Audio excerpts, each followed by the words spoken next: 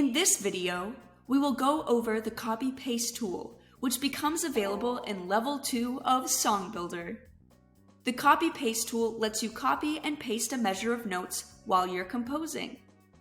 Simply click on the copy-paste tool, select the yellow circle above the measure you would like to copy, and then select the downwards facing arrow on the destination measure. To change the measure you are copying, select the X above the measure you are currently copying, then select the yellow circle above the measure you would like to copy.